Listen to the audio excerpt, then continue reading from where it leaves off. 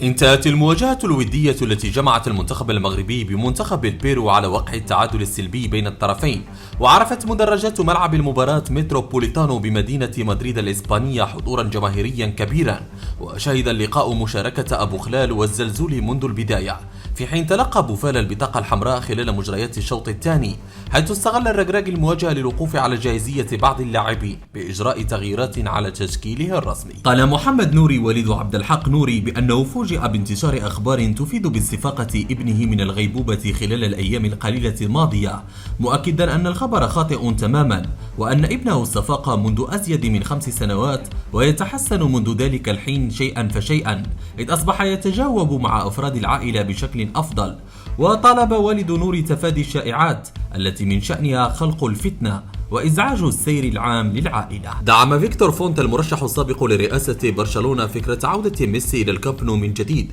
وذلك بعد اقتراب انتهاء عقد الأسطورة الأرجنتيني مع فريقه الحالي باريس سان جيرمان، حيث لم يتوصل إلى اتفاق لحدود اللحظة مع الفريق الباريسي. وأبرز العديد من زملاء ميسي السابقين في برشلونة عن رغبتهم في عودته، وحتى الوافدين الجدد أبرزهم روبرت ليفاندوفسكي رحب بعودة الأرجنتيني مجددا. تحدث النجم الطوغولي السابق إيمانويل أديبايور عن فوز المغرب على البرازيل، معتبرا إياه أمرا متوقعا وليس بالمفاجأة، ثم أكد أنه بإمكان المغرب التفكير حاليا في الفوز بكأس العالم نظرا لما قدمه في نهائيات المونديال بقطر، وأيضا للاستثمارات العملاقة التي قام بها الملك محمد السادس لتطوير قطاع الرياضة بالمغرب.